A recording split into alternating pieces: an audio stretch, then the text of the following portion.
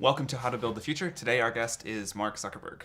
Mark, you have built one of the most influential companies in the history of the world, so we are especially excited that you are here. I'm not sure where to go from there. Well, why don't we start with just the early days of Facebook? Tell us what it was like when you started it. Sure. So for me, the thing that I was really fascinated by, and always have been, is people, right? And how people work. When I was in college, I studied psychology and computer science. And one of the things that you learn when you study psychology is that there are all these parts of the brain which are geared just towards understanding people, right? Understanding language, how to communicate with each other, understanding facial expressions, emotions, processing. Yet when I looked out at the internet, right, in 2004, which is when I was getting started, you can find almost anything else that you wanted, right? You could find news, movies, music, reference materials.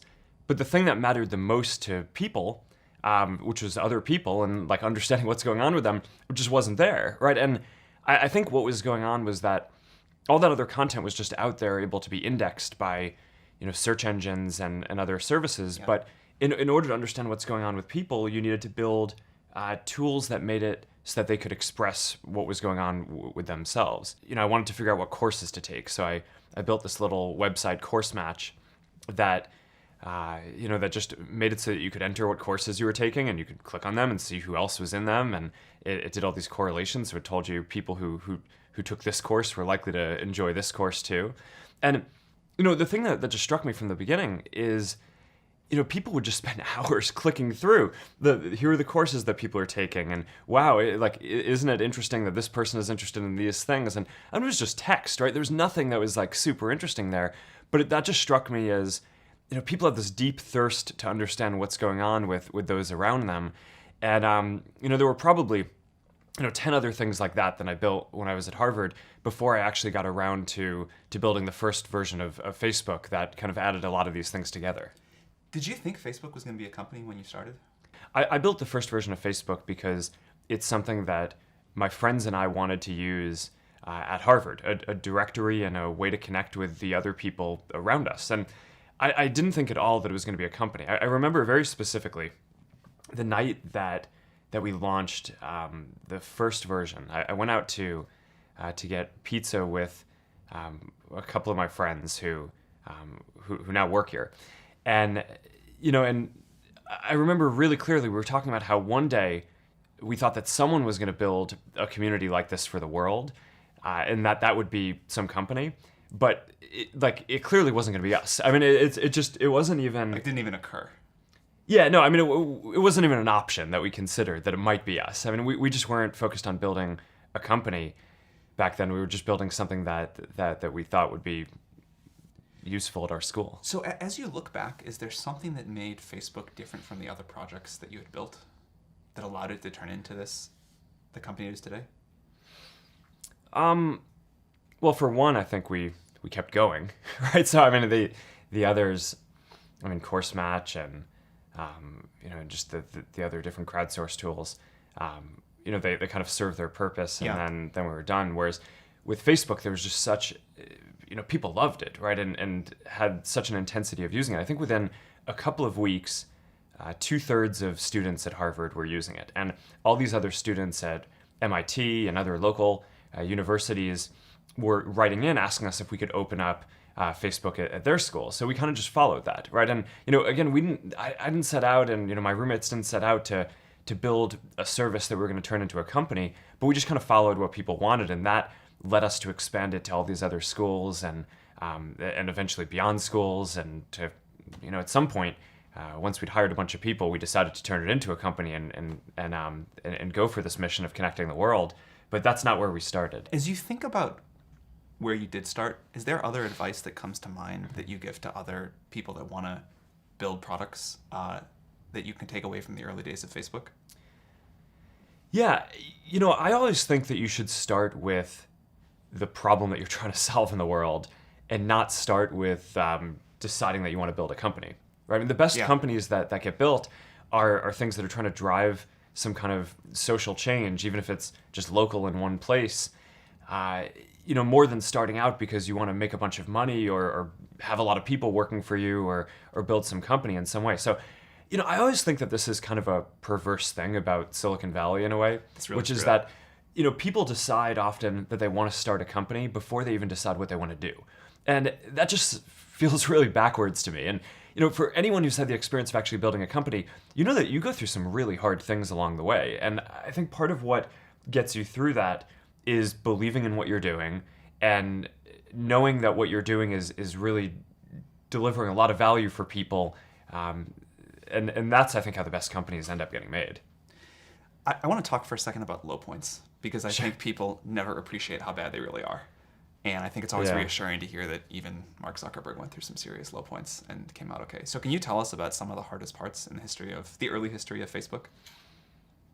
Yeah, I think one of the hardest parts for me was actually when Yahoo offered to buy the company for a lot of money. Because up until that point, that was this turning point in the company where before that we every day we'd just come in and kind of do what we thought was the right next thing to do. Right, we'd open to more schools. We opened to high school Yeah. and opened beyond schools and launched more photos because that's what it seemed like the next thing that we needed to do to help people express themselves and understand more what was going on around them.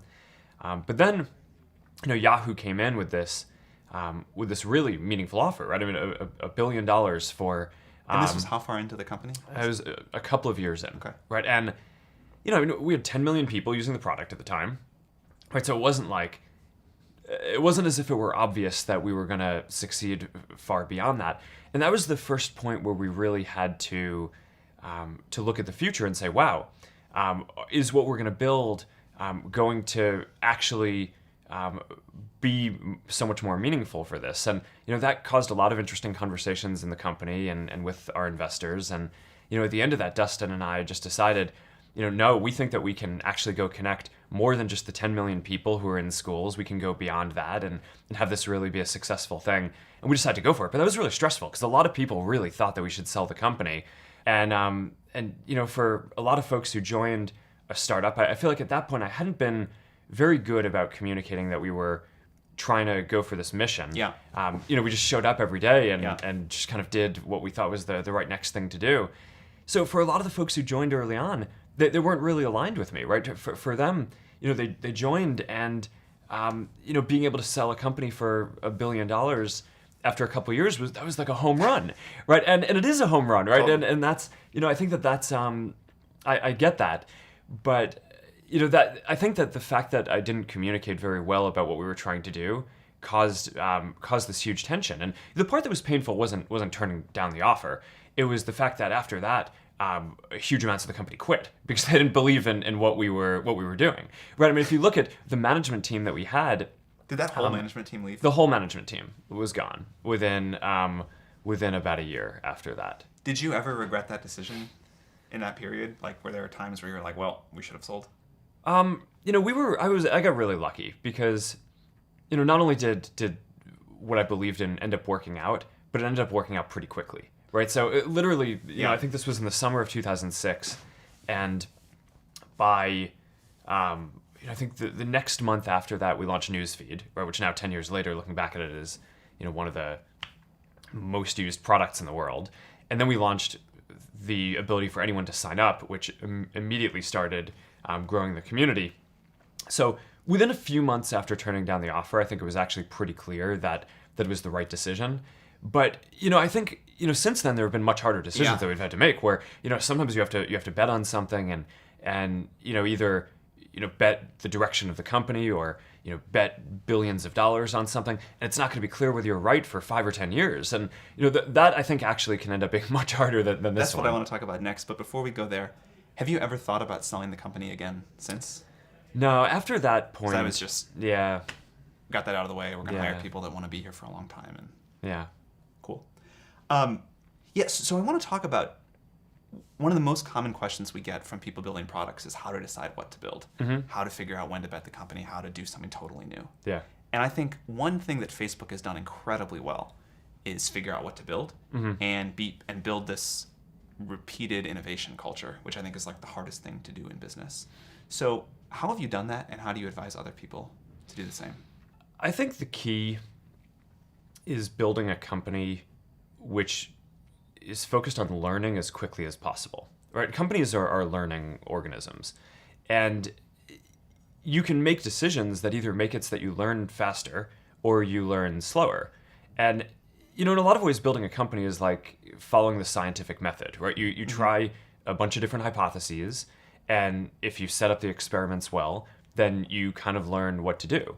And I think that's an important philosophy. So there are all these different decisions that we make inside the company, everything down to really empowering individual engineers. We invest in this huge testing framework, right? At any given point in time, there's not just one version of Facebook running in the world, right? There's probably tens of thousands of versions running because engineers here have the power to try out an idea and ship it to maybe 10,000 people or 100,000 people, and then they get a readout on how that version of what they did, whether it was a change to show better content in newsfeed or UI change or some new feature, they get a readout on how that version performed compared to the baseline version of Facebook that we have on everything that we care about, how connected people are, how much people are sharing and how much they say that they're finding meaningful content, business metrics like how much revenue we make and engagement of the overall community. And by running tens of thousands of different experiments and putting the power in people's hands to try all these different things, you can imagine we just make so much more progress than we could if every change had to be approved by me, right? Or every idea had to come from management. So I do think that there's something very deep about building this, learning culture and moving quickly towards that just helps you get ahead over time. What about the bigger bets, like making a large acquisition or the rollout of newsfeed or something like that? How do those decisions work? So I actually think when you do stuff well, you shouldn't have to do big crazy things, right? So you want to actually evolve in a way where you're working with your community and making steps and learning. So take newsfeed, for example. That was a relatively big shift, but it actually had been a couple of years in the making by watching how people were using the service, right? So when we started off, we didn't have anything like newsfeed that showed you updates from what people were sharing. We just had profiles. And what we found were originally one of the big behaviors was people would just click around, right? They'd click on different profiles, hundreds of them, and they'd go through all their friends to see what people had changed, right? To see what the update was in their friend's day. And we learned from that people were not just interested in looking up and learning about a person, but also understanding the day-to-day changes. So, first we made this product that just showed in order which of your friends had updated their profile, right? So that at least told you whose profile to click on. And then, the first version of newsfeed was really simple. All it did was it basically took the content that people were posting and put it in order on your homepage. So I think when things are working well, you use data and you use the qualitative feedback that you're getting from listening to how your community is using your product to tell you what problems to go solve. And then you basically use intuition to figure out what the solutions to those problems might be. And then you test those hypotheses by rolling them out and getting more data and feedback on that. And then that gives you a sense of where to go. When I look at things like, we bought, the Oculus team for a lot of money, right? I actually view that as, if we'd done a better job of building up some of the expertise to do some of that stuff internally, then, maybe we wouldn't have had to do that. But, instead we hadn't done that. And, the Oculus team is by far the most talented team working on that problem.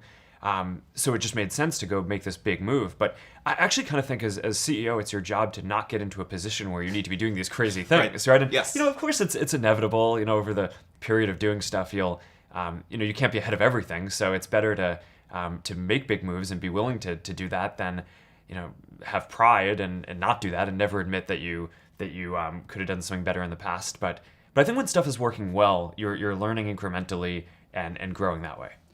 Speaking of growing, one thing I heard you say years ago is that one of the best things Facebook had done was invent the idea of a growth group. And so this is something now that I've heard a lot of founders ask about. Could you tell us, is that still something you recommend people running companies put in place and how Facebook's worked in the early days? So making it so we could grow faster was I think the most important product feature that we ended up building for Facebook.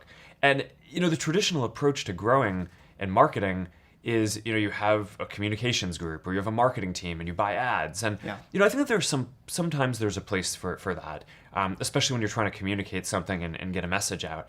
But if you're actually trying to grow a product, I think often the best levers for doing that are within the product themselves and getting people in your community who enjoy what you're doing to evangelize that to their friends and getting that to happen as efficiently as possible. So there's no magic in the growth group that we built that other people can't replicate. It's just being very rigorous with data, investing in data infrastructure, so that way you can process all these different experiments and learn what people are trying to tell you, and then go invest in engineering and actually trying to grow the community, because I think that's the most important feature for a lot of networks. And can you tell how much of an impact that group had on the growth rate of Facebook? Yeah, I think it's overall, I think it's been very big. I don't have a number off the top of my head, but I mean, even just looking at, some of these specific features that we've built, like people you may know, right? Which is, one of the important things, right? Again, if you're, a social product isn't that useful if you're not connected to other people when you're using it. So, helping you go from signing up for Facebook to connecting to the people that you care about most is probably one of the most important things that we can do. Another thing that I think Facebook has done exceptionally well is hiring. And I always tell founders that this is the thing you have to get good at. So how have you hired your team, and what do you look for when you bring people on? If you think about it, I started the company when I was 19, right? So I can't institutionally believe that experience is that important, right? Or else I would have a hard time reconciling, myself, right?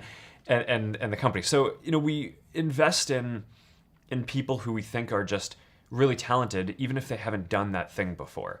And, that applies to people who are fresh out of university, as well as, people like, the CFO who took the company public, had not taken a company public before, right? And a lot of his background was in, production, development at Genentech before. So, just focus on really talented people. And so if you don't have the experience to look for, how do you assess someone's raw talent?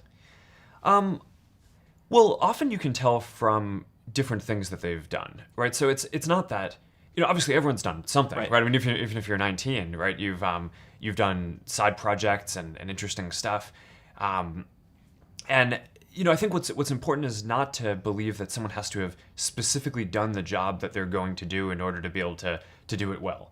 One of the things that I think we've done well is just given the people at the company a lot of opportunity, right? So, it's not just me who started when I was 19 and now, I'm running this big company. There were a number of people who joined who were, people I did problem sets with at Harvard, or they dropped out of Stanford, or, different programs, who have grown with the company over this long period of time. And, one of the things that I'm the most proud of is we have about 12 different product groups at the company. And all of the people who are running them, with the exception of one, did not join the company running a product group or reporting to me. That's amazing. And the one exception is David Marcus, who was the CEO of a $50 billion public company. So, so I'm pretty happy that he's on board, and having him run a product group, I think, is a pretty big coup too. But literally, none of them started off reporting to me. They all started off in different roles. Some were engineers, some were data analysts, some were product managers, and they've all grown. But I think what happens is, people see that you create opportunities for people, and that also, I think, keeps the best people engaged and makes the best people want to come work at your company, because they feel like, oh, I'm going to get those kind of opportunities too. Cool. Yeah. What are you most excited about over the next 20 years? What do you think will be the major transformations? How will Facebook transform? How do you think the rest of the world will transform? So we have this 10-year roadmap. That was great. 3 of the big changes that we want to see in the world. And we're focused on 3 things. Connectivity, right? So getting everyone in the world on the internet. Right now, more than half the world is not on the internet, which is, I think a lot of people in Silicon Valley probably take this for granted, right? The internet, because it just is not uniformly available. And if we want to solve a lot of the big challenges of the world today, they're not problems that any one group of people or even one country can solve, right? They really involve coming together and giving everyone an opportunity to participate in solving them. So I think connecting everyone is really a key thing, which is going to be great for people around the world. The next one is AI. I think that that's just going to unlock so much potential in so many different domains. And we use it at Facebook for a lot of different things, for showing people content that they're going to find more meaningful, for making sure that you connect with the people you actually care about on the service. But in a lot of ways, the work that we're doing on AI to push the fundamental, state of the art forward is exactly the same stuff that's going into systems that diagnose diseases better, right? Or find better drugs to treat people, or that other companies are using when they build self-driving cars. And these are things that are going to save lives, right? I mean, if you can, I heard this story recently that at this conference where someone has built a machine learning application where you can take a picture of a lesion on someone's skin, and it can detect instantly whether it's skin cancer with the accuracy of the best dermatologists and doctors in the world. So, who doesn't want that, right? I mean, now, you're going to be able to put the power in your doctor's hand to become the best doctor in the world at that thing. Everyone will be the best doctor in the world. And that's a really fundamental thing, right? That, I get a little bit frustrated, I think, when people, fearmonger about AI and how it could end up hurting people, because I think in many real ways around diseases, around driving more safely, this is going to save people's lives and push people forward. So that's a really big deal, I think, for the next 10 years. And then, the next thing that I always think is going to make a big difference is, every 10 or 15 years, there's a new major computing platform that comes around that allows people to do completely different things than they could do before, right? So, 20 years ago, most of us were using desktop computers. They were kind of clunky. We used them in work because it made our work more productive, but most people didn't use them for fun. Now we have phones, which help us connect with each other, and they're much more human devices. But there's going to be another platform after that, and I think that's going to be virtual reality and augmented reality. And that, I think, is just going to help people, be more creative, experience what other people are feeling much more immersively than we even can through video and things like that today. So I'm really excited about that trend as well. So you were 19 when you started Facebook. One question we hear a lot at Y Combinator is, I'm 19 today. I really want to, do whatever I can to make the world better. What should I do? So how do you advise people who are 19 today and want to impact the world like you have? I always think that the most important thing that entrepreneurs should do is pick something they care about, work on it, but don't actually commit to turning it into a company until it's working. And I think that if you look at the data of the very best companies that have gotten built, I actually think a tremendous % of them have been built that way, and not from people who decided up front that they wanted to start a company, because you just get locked into some local minimum a lot of the time, a local maximum. I totally agree. And just to make this point, how far into Facebook did it actually become a company? I don't know. I think it became a formal Delaware company when Peter Thiel invested about 6 months in. When we were first talking to Peter about raising money, Dustin and I were very clear with him that we were planning on going back to school. Right? I mean, I started Facebook when I was a sophomore. We took the summer off, right? No classes over the summer. We were working on it. And then, our stated game plan was to go back to school in the fall and continue working on it then, but not sit in an office and work on it full time. And Peter was just kind of all right, sure you are. I guess he knew better than we did. You think he just believed that you weren't actually going to go back to school? He must have. I mean, you'd have to ask him. But yeah. I will. We're interviewing him in this series. I will there ask you go. That question. So I think he would probably say that he knew that we were not going to go back to school, or believed that he could talk us out of it. But he didn't have to. It was pretty clear that the amount of work was just growing so quickly. But we actually didn't drop out immediately. We told Harvard that we were taking 1 semester off. And then we told Harvard that we were taking another semester off, and then a year off. And then after that, we kind of decided we weren't going back. Speaking of Peter, and sort of a closing question, what's the best piece of advice he ever gave you? I think Peter was the person who told me this really pithy quote that in a world that's changing so quickly, the biggest risk you can take is not taking any risk. And I really think that that's true, right? I mean, a lot of people, I think that, whenever it comes to, whenever you get yourself into a position where you have to make some big shift in direction or do something, there are always people are going to point to the downside risks of that decision, and locally they're maybe right. I mean, for any given decision that you're going to make, there's upside and downside. But in aggregate, if you are stagnant and you don't make those changes, then I think you're guaranteed to fail, right? And not catch up. So to some degree, I think it's really right that over time, the biggest risk that you can take is to not take any risks. That is a great place to leave it. Thank you very much. All right.